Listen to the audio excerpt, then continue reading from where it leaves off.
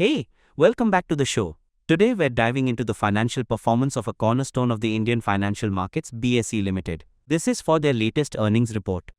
BSE, formerly Bombay Stock Exchange, is Asia's first stock exchange, right? That's right. BSE Limited is a major player, providing a platform for trading in equity, debt instruments, derivatives, and mutual funds. They also have several key subsidiaries and associates like the Indian Clearing Corporation Limited, ICCL, India International Exchange, IFSC Limited, India INX, and an associate stake in Central Depository Services, India Limited, or CDSL. It's quite a diversified operation within the capital markets ecosystem. Indeed. So it looks like they've released their audited financial results for the fourth quarter, and the full financial year ended March 31, 2025. The Board of Directors approved these results in their meeting on May 6, 2025. We'll be looking at both the consolidated and standalone figures today. And these are audited, which gives us a good degree of confidence in the numbers. Excellent. Let's kick things off with the consolidated performance for the fourth quarter of FY25. How did BSE do on the revenue front? Let's start with the year-over-year comparison for Q4. Okay, for the consolidated entity, looking at Q4 FY25, the revenue from operations, and this is the primary operational revenue, stood at approximately 846.64 crore rupees. Comparing this to Q4 FY24, where it was 483.95 crore rupees, that's a very strong growth, almost a 75% increase year over year. Wow, that's a significant jump for the quarter year-over-year. Now, how does Q4 FY25 revenue compare sequentially against Q3 FY25? Sequentially, compared to the third quarter of FY25, where revenue from operations was 768.10 crore rupees, the Q4 revenue of 846.64 crore rupees shows a healthy growth of about 10.2% quarter over quarter. So strong momentum continued into the fourth quarter. Good to see that sequential growth as well. Now, let's move to EBITDA. I know the investor presentation provides some figures for operating EBITDA excluding core SGF contributions. What does that look like for consolidated Q4 year-over-year? Yes, for the consolidated operating EBITDA excluding core SGF for Q4 FY25, it came in at 484.2 crore rupees. This is a massive increase from the 95.7 crore rupees reported in Q4 FY24. That's more than a five-fold jump year over year. A five-fold jump in quarterly EBITDA year-over-year is quite impressive.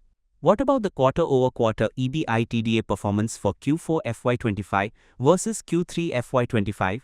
Quarter over quarter, the consolidated operating EBITDA excluding core SGF for Q4 FY25 at 484.2 crore rupees is also up nicely from 434.8 crore rupees in Q3 FY25. That's an increase of about 11.4% sequentially. Strong on both fronts for EBITDA. How about profit before tax or PBT for the consolidated Q4 results, year-over-year first? Consolidated PBT for Q4 FY25 was 659.10 crore rupees. This is a substantial improvement from the 153.07 crore rupees in Q4 FY24. Again, very strong year-over-year growth here. And the sequential PBT movement for Q4 FY25 from Q3 FY25?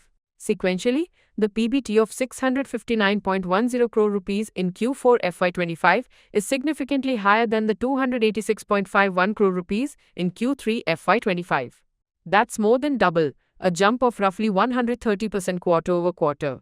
This big QoQ PBT jump is partly because Q3 had a large contribution to the core settlement guarantee fund, which was then reversed in Q4, impacting PBT positively in Q4. That context on the core SGF contribution is important. Now the bottom line, consolidated profit after tax or PAT attributable to shareholders. What are we seeing for Q4 FY25 year-over-year? The consolidated PAT attributable to shareholders for Q4 FY25 stood at 494.42 crore rupees. This compares very favorably to 107.04 crore rupees in Q4 FY24. Another strong year-over-year performance. And sequentially, how did PAT fare in Q4 FY25 compared to Q3 FY25? Quarter over quarter, the PAT of 494.42 crore rupees in Q4 FY25 is up significantly from 219.67 crore rupees in Q3 FY25, more than double, similar to PBT, reflecting that SGF impact and strong operational performance. Okay, and what does this translate to in terms of earnings per share or EPS for the consolidated entity in Q4, year over year first? The consolidated basic EPS for Q4 FY25 was 36.00 rupees. This is a substantial increase from 7.79 rupees in Q4 FY24. And the quarter over quarter EPS for Q4 FY25? Sequentially, the EPS of 36.00 rupees for Q4 FY25 is up from 16.00 rupees in Q3 FY25, again more than doubling. Any significant other income that we should note in the consolidated Q4 results? For Q4 FY25, consolidated other income was 9.41 crore rupees. This is up from 4.16 crore rupees in Q4 FY24 and also up from 4.26 crore rupees in Q3 FY25. While not a massive part of the total, it's showing some growth. Alright, that covers the consolidated Q4 performance. Now, let's look at the full financial year 2025 for the consolidated entity.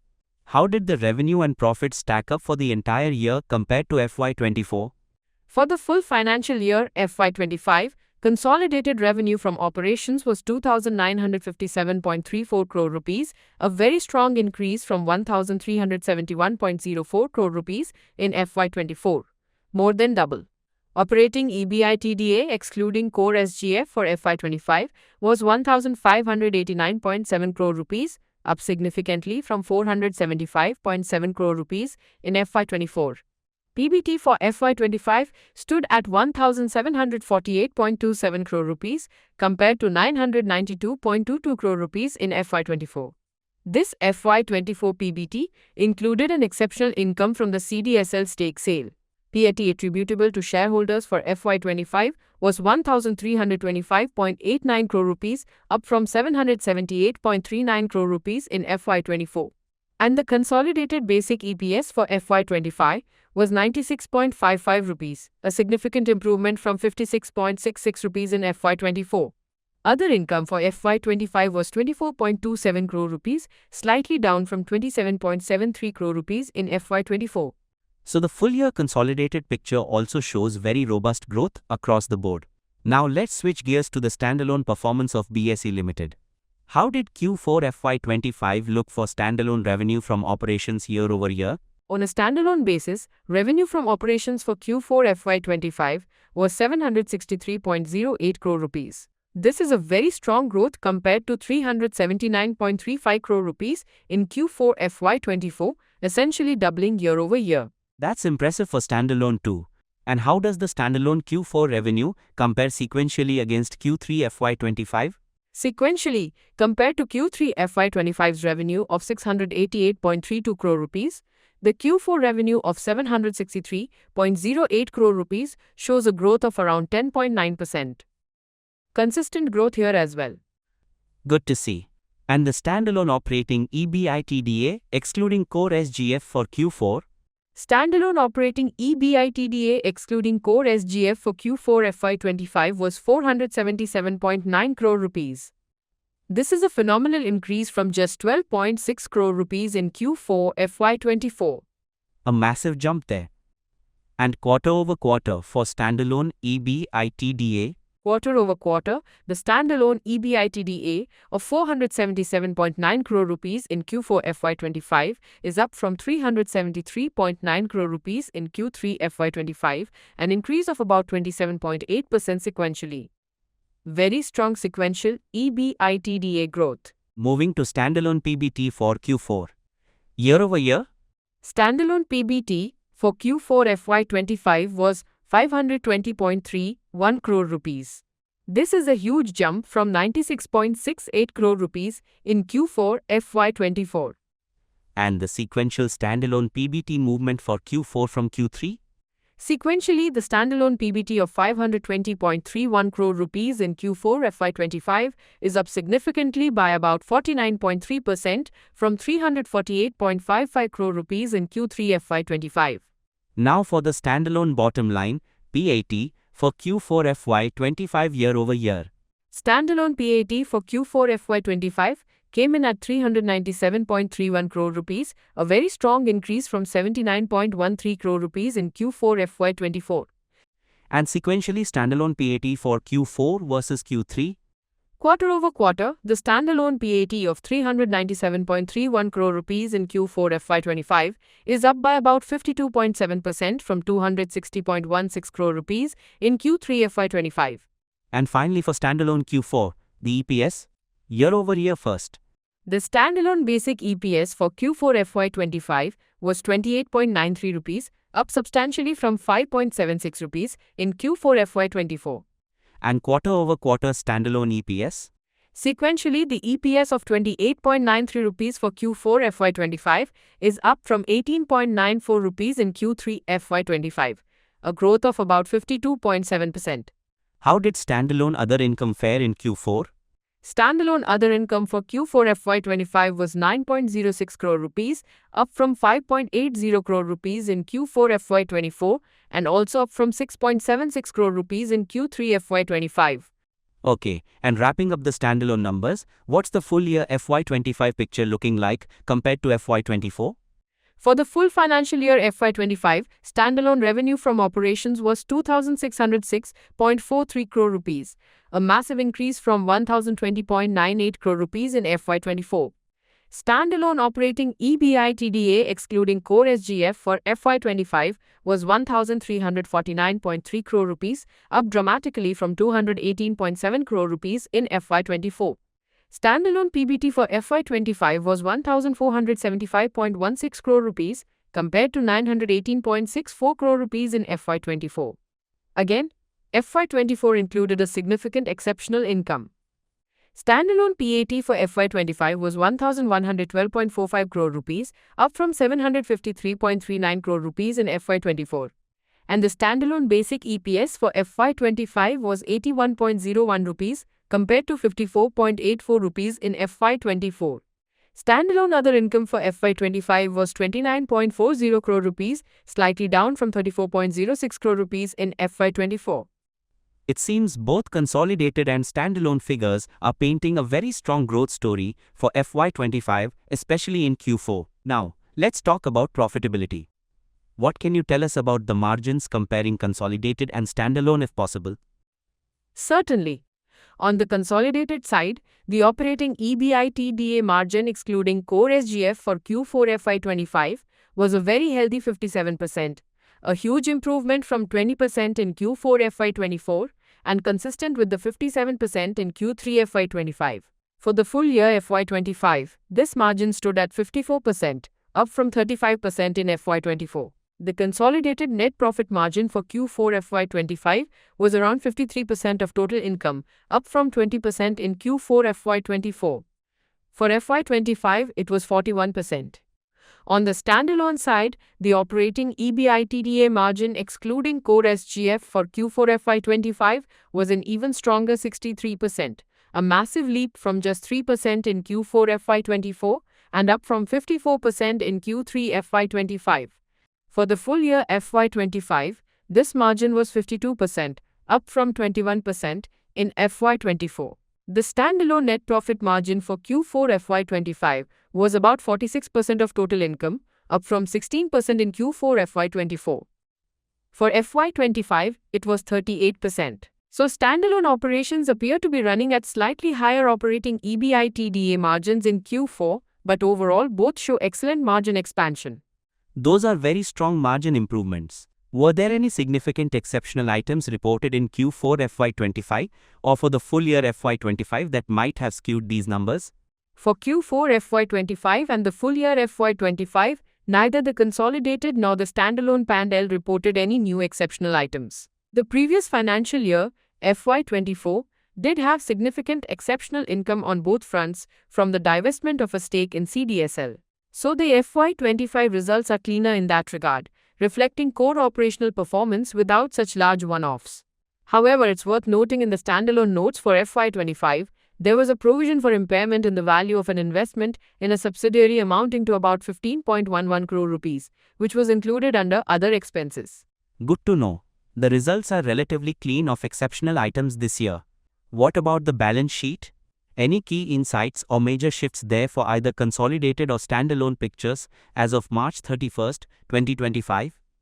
On the consolidated side, total equity increased to about 4,575.7 crore rupees from 3,454.66 crore rupees, mainly due to strong retained earnings. Non-current assets saw a decrease, primarily in other financial assets, which are typically investments related to clearing and settlement. Current assets increased, notably in bank balances and investments. Overall, total assets grew to 10,341.65 crore rupees. The standalone balance sheet shows a similar trend, with total equity growing to 3,747.64 crore rupees. The core settlement guarantee fund liability on the consolidated balance sheet also increased to 1,132.6 crore rupees from 955 crore rupees approximately. And cash flows? Any highlights from the consolidated or standalone cash flow statements for FY25? And importantly, any news on dividends? For consolidated cash flow in FY25, cash generated from operations was 410.15 crore rupees. This is lower than the 2,644 crore rupees in FY24, which was exceptionally high due to working capital movements. Cash used in investing activities was around 767 crore rupees, and cash used in financing, mainly for dividend payments, was about 206 crore rupees. This led to a net decrease in cash and cash equivalents during FY25, with closing cash at about 1,524 crore rupees. The standalone cash flow showed a more stable cash from operations at 516 crore rupees. And yes, on dividends, the board has recommended a final dividend of 18 rupees per share and a special dividend of 5 rupees per share to commemorate BSE's 150th year. So a total of 23 rupees per equity share of face value 2 rupees. The record date is set for May 14, 2025, with payment by September 18, 2025. That's a nice dividend for shareholders. Now, BSE operates primarily in one segment, facilitating trading in securities. But the investor presentation often breaks down revenue by service lines. Can you shed some light on how these different revenue streams performed? You're right. While there's formally one reportable segment, the revenue streams give us more color. For Q4 FY25 on a consolidated basis, transaction charges were the largest contributor at about 611.7 crore rupees, showing strong growth both year-over-year and quarter-over-quarter. This is a key indicator of market activity benefiting BSE. Services to corporates brought in about 125.3 crore rupees in Q4, up year-over-year, but slightly down sequentially. This includes listing fees and other services like book building. Treasury income on clearing and settlement funds was about 44.3 crore rupees. Other operating income contributed 65.4 crore rupees. Investment income was also significant at 70.3 crore rupees for Q4. The investor presentation highlights strong growth in equity cash average daily turnover, a significant jump in equity derivatives volumes, especially with the new weekly Sensex and monthly BankX expiries coming on Tuesdays from January 2025, and continued robust performance from the BSE Star Mutual Fund platform, which saw its revenue almost double in FY25. Services to corporates, including listing and book building, also showed healthy growth for the full year. It sounds like the derivatives segment and the mutual fund platform are really firing on all cylinders. Summing up the overall performance, what's the story for FY25? FY25 and particularly Q4 has been a period of very strong growth for BSE, both on the consolidated and standalone fronts. Revenue has more than doubled in many instances, and profitability, along with margins, has shown substantial improvement. This seems to be driven by increased market activity, strong performance in the derivatives segment, and growth in their other service lines like the mutual fund distribution platform and corporate services. The company appears to be leveraging market conditions effectively. Were there any other significant notes or events from the reports that investors should be aware of? Yes, a few key things. First, the divestment of BSE Institute Limited is progressing, with a share purchase agreement signed on May 2, 2025. The investment is now classified as assets held for sale. Second, the issue of regulatory fees payable to SEBI, based on notional turnover for options contracts from 2006-07 onwards, continues to be a significant factor. BSE has made provisions and accounted for this as per SCBI's advice. This regulatory contribution is a noticeable expense item, for instance, over 104 crore rupees in Q4 FY25 on a consolidated basis. Third, related to the Indian Clearing Corporation Limited, ICCL, a wholly owned subsidiary. There was a contribution of 147 crore rupees to the Core Settlement Guarantee Fund in Q3 FY25, which was subsequently reversed in Q4 FY25, following SEBI approval for a fund transfer. This significantly impacted the PBT movement between Q3 and Q4. Fourth, BSE acquired the remaining 50% stake in Asia Index Private Limited, making it a wholly owned subsidiary from June 1, 2024. And of course, the dividend we discussed. They also appointed a new secretarial auditor, Dhrumil M. Shah and Company, LLP, and a new internal auditor, Aneja Associates. That's a good roundup of important operational and financial notes. Now, a critical part, the auditor's report. S.R. Batley and Company, LLP, are the auditors. What did they have to say about both the consolidated and standalone financials? This is a very positive aspect of the report. For both the consolidated and standalone financial results for the year ended March 31, 2025, S.R. Batley and Company, LLP, have issued an unmodified opinion. This means that in their view, the financial statements give a true and fair view and comply with the accounting standards. In the consolidated report, they do have an other matters paragraph, which is standard, stating their reliance on the audit reports of other independent auditors for 7 subsidiaries. This is common in large group audits, and their opinion is not modified because of this. BSE Limited also issued a separate declaration confirming that the statutory auditors have submitted their report with an unmodified opinion for both standalone and consolidated results. So from an audit perspective, it's a clean bill of health. An unmodified opinion is definitely what investors like to see. So based on all this, what's the outlook for BSE and what are some potential risks? And of course, our standard disclaimer. Disclaimer: we advise investors to check with certified experts before taking any investment decisions. Our discussion here is for informational purposes only. The outlook for BSE appears quite positive based on these FY25 numbers. The strong growth in revenue and profitability, significant margin expansion, and robust performance in key growth areas like derivatives and the mutual fund platform are encouraging. The upcoming changes in derivative expiries could further boost volumes. The consistent dividend is also a plus. However, risks always exist. BSE's revenues are linked to market transaction volumes, which can be volatile. Regulatory changes are an ongoing factor in this industry, and the regulatory fee itself is a substantial recurring cost. Competition from other exchanges is always present. And like any technology-driven platform, cybersecurity remains a key operational risk. Great. So to conclude, what are the main takeaways for BSE Limited from its Q4 and FY25 performance? The main takeaway is that BSE has delivered a very strong financial performance in FY25 with exceptional growth in Q4. Both consolidated and standalone figures show significant jumps in revenue and profits, coupled with impressive margin expansion. Key growth drivers like the derivatives segment and the Star MF platform are performing very well. The auditors have given a clean, unmodified opinion, which adds confidence. The company is also rewarding shareholders with a good dividend. The key things to watch will be the sustainability of this high growth, the impact of regulatory fees, and how they continue to innovate and compete in a dynamic market. Excellent analysis. A lot of positive takeaways for BSE Limited. Thanks for breaking that down for us. And to our listeners, if you found this deep dive helpful, remember to like, share, and subscribe for more financial insights. Thanks for having me.